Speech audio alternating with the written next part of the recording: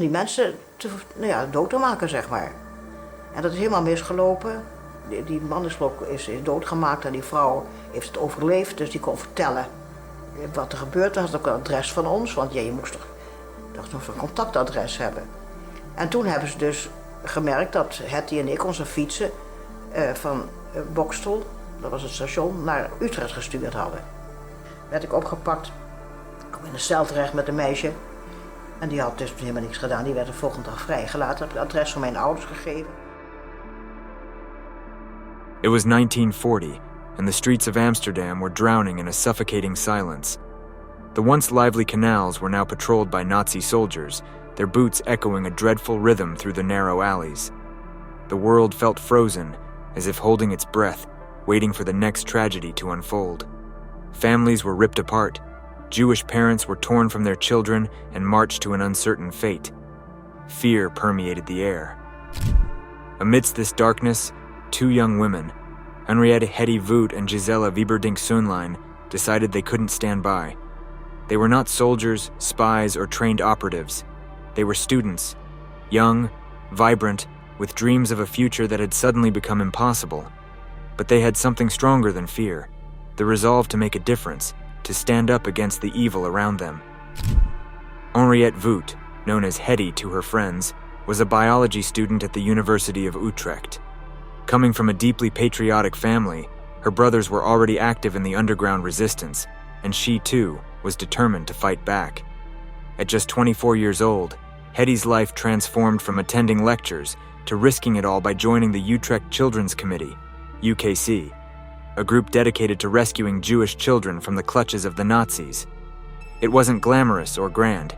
Her first mission was simple but harrowing: find a safe place for a Jewish toddler who had just lost his mother to a Nazi raid. She approached a stranger's home in the dead of night, her heart pounding as she knocked gently.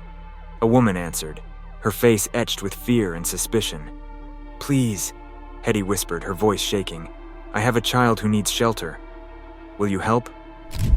The silence that followed was unbearable. But then, with a slight nod, the woman stepped aside. It was the first of many such knocks, the beginning of a network that would grow to save hundreds of lives. By 1942, the situation in Amsterdam had worsened.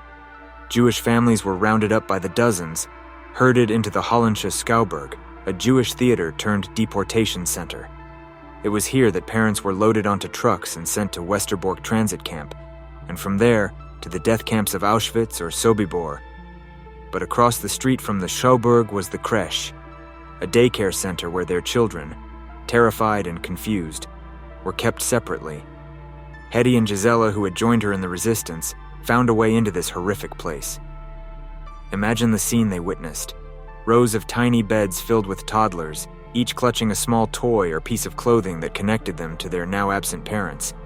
The room smelled of milk and fear, the cries of children too young to understand reverberating off the cold white walls.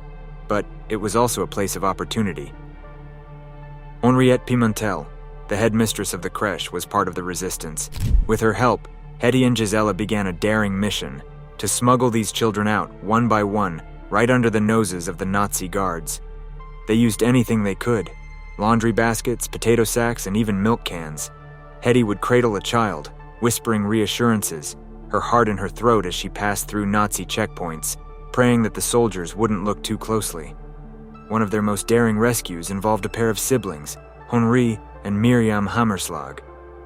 Miriam, just a baby at 18 months old, and her infant brother were brought to the Crèche after their parents were sent to Westerbork. Hetty knew that time was running out. If the Nazis discovered their hiding place, the children would be loaded onto the next transport train and lost forever. With the help of a sympathetic nurse, she and Gisela bundled the children into a baby carriage. Miriam's tiny coat, a pale blue with small embroidered flowers, was the only protection against the biting cold. Hetty pulled the hood over the baby's face and pushed the carriage slowly, deliberately, through the streets of Amsterdam. The carriage creaked with each turn of the wheels, the sound blending with the distant clatter of German trucks. She forced herself to smile as she passed by a Nazi soldier. "Good evening," she murmured, her voice steady. He barely glanced at her. Her hands shook, but she kept pushing forward. The route seemed endless, The minutes stretched to hours. When she finally reached the safe house, she collapsed into the doorway, tears streaming down her face as she handed the children to their new guardian. Both Henry and Miriam survived the war. Years later, they would learn about the young women who had risked everything to save them and would return to honor Hetty and Gisela at Yad Vashem. But such heroism came at a cost. By 1943, the Gestapo was closing in. The resistance network had been infiltrated, and Hetty's name was on a list of targets. On a summer evening in June, as she went to retrieve her bicycle at the Utrecht train station, 2 Gestapo agents grabbed her by the arms and dragged her away. She didn't even have time to run. The fear was overwhelming. "Stay silent," she told herself over and over as they threw her into a dark cell. The days that followed were a blur of interrogations, beatings, and threats. The Nazis demanded names, addresses, anything she knew about the underground network. But Hetty didn't break. When Gisela was arrested the next day, they were reunited in a small holding cell in the Voûte concentration camp. Despite the horror, the 2 friends found ways to keep each other strong. They sang softly to each other, whispered stories of the children they had saved, and clung to the hope that their sacrifices had not been in vain. Even when they were transferred to Ravensbrück, a hellish women's camp in Germany, they continued to resist in whatever ways they could. They helped smuggle messages, kept morale high among the other prisoners, and refused to give the Nazis the satisfaction of seeing them broken. Hetty and Gisela knew that each day could be their last, but they held on to a single thought: the faces of the children they had saved. They hadn't fought for glory or recognition. They had fought for life, for the hope that even in the midst of unspeakable evil, kindness and courage could still prevail. When Hetty Voûte and Gisela Wieberdink-Soehnlein arrived at Ravensbrück, they entered a place designed to break even the strongest spirits. The air was thick with despair, the barracks crowded with women who had been starved, beaten, and stripped of their dignity. Ravensbrück wasn't just a prison, it was a factory of suffering. The Nazis sought to crush every spark of resistance, to silence every whisper of defiance. But they didn't count on Hetty and Gisela. From the moment they were shoved through the iron gates, the 2 young women made a vow: they would survive. Not just physically, but emotionally. They would not let the Nazis steal their humanity, no matter how much they suffered. And it was their unbreakable bond that gave them strength.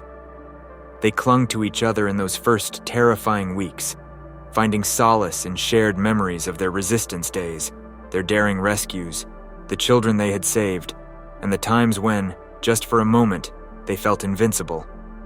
Life in Ravensbrück was a constant battle against despair. From dawn until dusk, the women were forced into backbreaking labor, hauling heavy loads, working in the camp's munitions factory, and enduring the freezing cold with little more than rags to cover them. But Hetty and Gisela refused to be reduced to mere numbers. They found small ways to defy their captors, even when the consequences could mean death. One of their boldest acts of defiance was singing. It sounds almost trivial, singing in a place like Ravensbrück, where hope seemed foolish. But for Hetty and Gisela, it was a lifeline. They sang softly in their barracks at night, old Dutch songs that reminded them of home. Sometimes they made up new lyrics, turning them into secret messages of hope for the other prisoners. The guards, oblivious to the significance, let them sing. But the other women knew. As long as there was music, there was still life, still resistance. One of the songs Hetty created was about the children they had saved. She would hum it softly, a lullaby in the darkness, and imagine the faces of those little ones, their wide eyes, their innocent smiles. It was a reminder of why they were there, of what they had fought for. Even in the bleakest moments, when the hunger gnawed at their bellies and the guards' shouts filled them with dread, they held onto the thought that somewhere those children were safe because of them. Courage in Ravensbrück came in small, quiet moments. One such moment came when Hetty noticed a new prisoner, a frail, elderly woman, being shoved into their barracks. The woman's eyes were hollow, her hands trembling with cold and fear. Without a second thought, Hetty slipped her own thin blanket off her bunk and wrapped it around the woman's shoulders. "Take it," she whispered. The woman looked up, disbelief flickering in her gaze. To give up a blanket in Ravensbrück was unthinkable. But Hetty smiled, the first genuine smile she had managed in weeks. You need it more than I do, she insisted. The next morning, Hetty was punished. She was forced to stand outside for hours in the biting wind, the icy air searing her lungs. But she didn't regret it.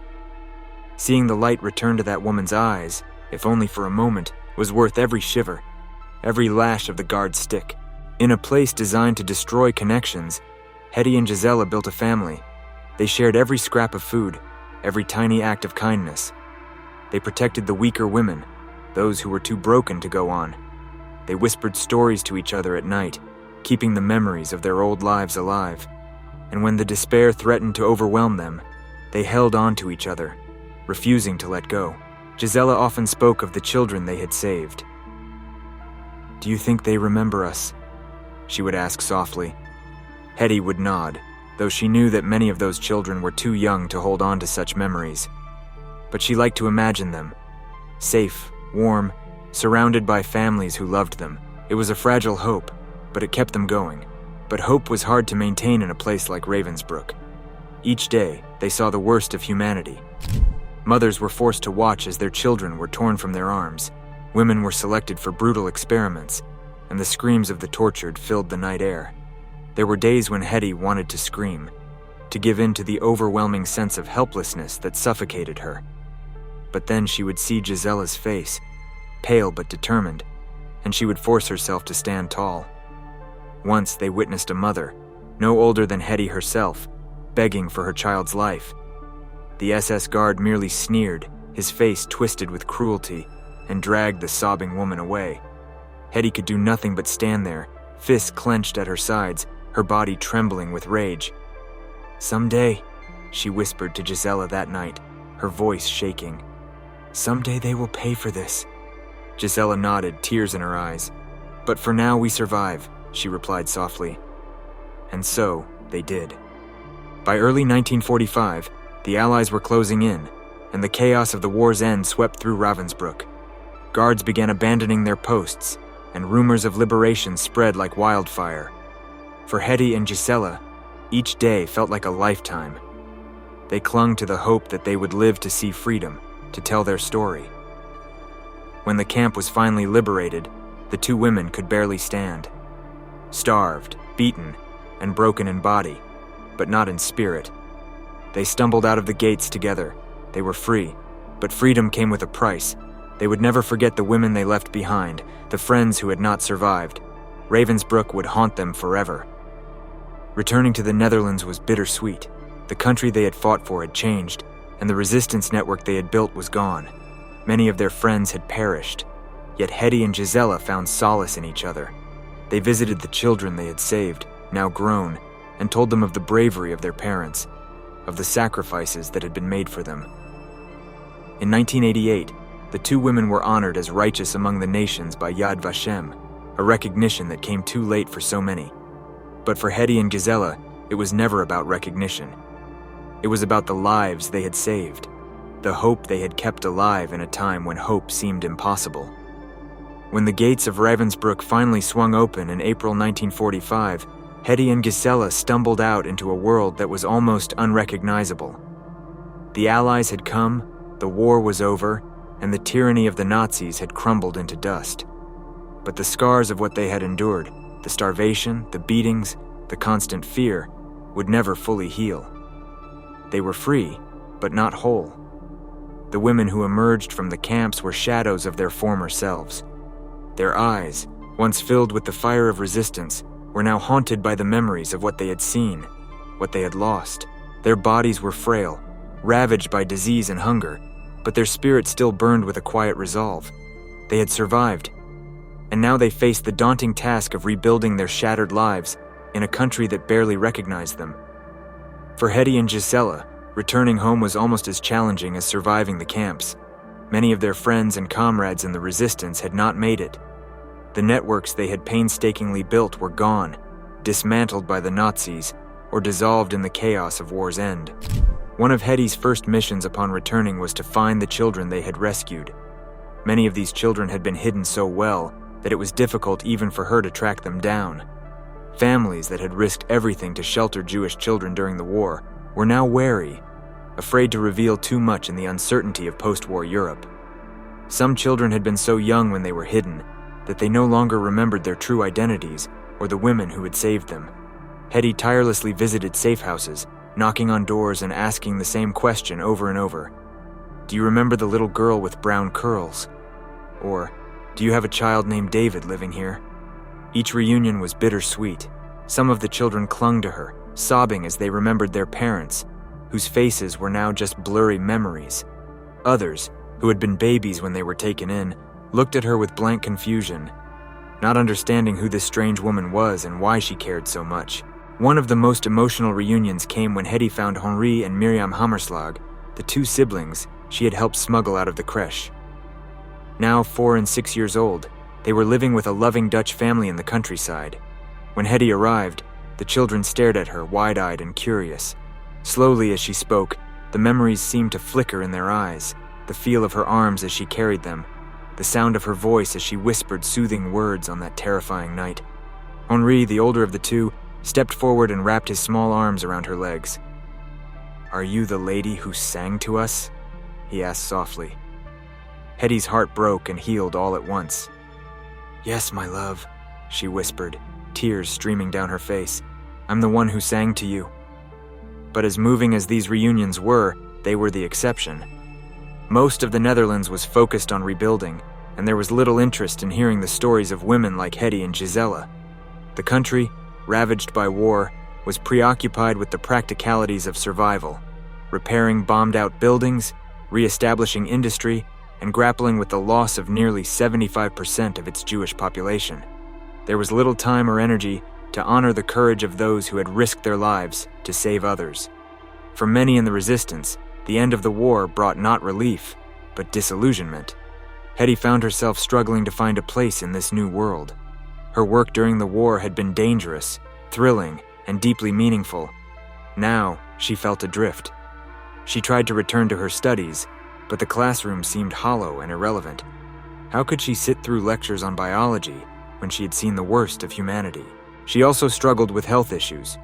Years of malnutrition and the harsh conditions of the camps had left her body weakened. She spent several months in Sweden, recovering from tuberculosis and trying to regain her strength. During this time, Gisela stayed by her side, the two friends drawing strength from each other as they had so many times before. Eventually, Hetty tried to build a new life. She married a man who had been a prisoner in a Japanese concentration camp in the Dutch East Indies, a man who, like her, carried the weight of war's trauma. They moved to Indonesia together, hoping for a fresh start. For a while, it seemed as though happiness might finally be within reach. They had 4 children together, and Hetty threw herself into being a mother, determined to give her children the security and love that so many had been denied during the war. But the shadows of Ravensbrück never fully lifted. Hetty's health continued to decline, and the trauma of her past often resurfaced. After 26 years, her marriage fell apart. Alone once more, Hetty returned to the Netherlands, where she began a new chapter, telling her story. In the decades that followed, Hetty became a fierce advocate for Holocaust education and remembrance. She published books, gave interviews, and spoke at countless events, determined that the stories of the children she had saved and those she had lost would never be forgotten. Each time she told her story, she relived the fear, the heartbreak, the tiny glimmers of hope in the darkness. But she kept telling it because she knew that memory was a form of resistance. To remember was to fight against the Nazis' final victory, the erasure of the lives they had destroyed. In 1988, Yad Vashem honored Hetty and Gisela as righteous among the nations, a recognition that was both deeply moving and bittersweet. Standing beneath the tree planted in their honor, Hetty thought of all the children she hadn't been able to save, the women she had left behind in Ravensbrück, the friends who had died fighting. It was a solemn reminder that heroism, no matter how celebrated, always came at a cost. Hetty Voûte and Gisela Wieberdink-Soehnlein are gone now, but their legacy lives on in the lives they saved, in the stories they left behind, and in the quiet courage they inspired in others. Their story is a testament to the power of ordinary people to do extraordinary things, even in the face of unimaginable evil, because it was never just about the numbers, the statistics, or the medals. It was about the children, their wide eyes, their tiny hands, their laughter, and their tears. It was about hope and that perhaps is the greatest legacy of all. As the years went by, Hetty Voûte and Gisela Wieberdink-Soehnlein's lives took very different paths. Yet, they were forever bound by the war, by Ravensbrück, and by the children they had saved. Their friendship, forged in the fires of resistance and tempered in the hell of the concentration camps, remained a source of strength for both women long after the war ended. Gisela, after her liberation and the difficult post-war years, chose a quieter life. Unlike Hetty, who became a public figure, Gisela retreated from the limelight. She married, started a family, and tried to leave the war behind her. But the memories of what they had endured and what they had lost never completely faded. Each year on the anniversary of their arrest, Hetty would write Gisela a letter, recounting their experiences, sharing memories of their fellow prisoners, and reflecting on the bravery they had witnessed in the darkest moments. Gisela was proud of the work they had done, but she rarely spoke about it. It was as if keeping the story alive would make the pain too real, too present. Yet, she never forgot the faces of the children. Every so often she would receive a letter from one of the people they had saved, a grown adult now, with children of their own, thanking her for the life she had helped give them. These letters were precious to her, a reminder that even in the midst of the greatest evil, their work had made a difference. For Hetty, the years after the war were spent making sure the world did not forget what had happened, not just to her, but to the millions of Jews who had been persecuted and murdered. She began traveling, speaking to school children, educators, and historians, sharing her story in painstaking detail. Each time she recounted the horror of Ravensbrück, the fear of the Gestapo, and the faces of the children she had saved, it was like reopening an old wound. But she did it willingly, because she knew that memory was the greatest act of defiance against tyranny. Hetty was involved in the creation of numerous educational programs and exhibitions about the Holocaust. One of her proudest achievements was a quilt she created, made of small patches of cloth she had saved from her time in the camps. Each piece symbolized a woman who had endured the same suffering, each stitch a story of resilience. It was a way of immortalizing the voices of those who could no longer speak, a testament to the strength of the women of Ravensbrück. She also dedicated herself to recording the names of the children they had rescued. Working with historians and survivors' families, she painstakingly pieced together the identities and stories of each child, ensuring that their legacy would not be lost to time.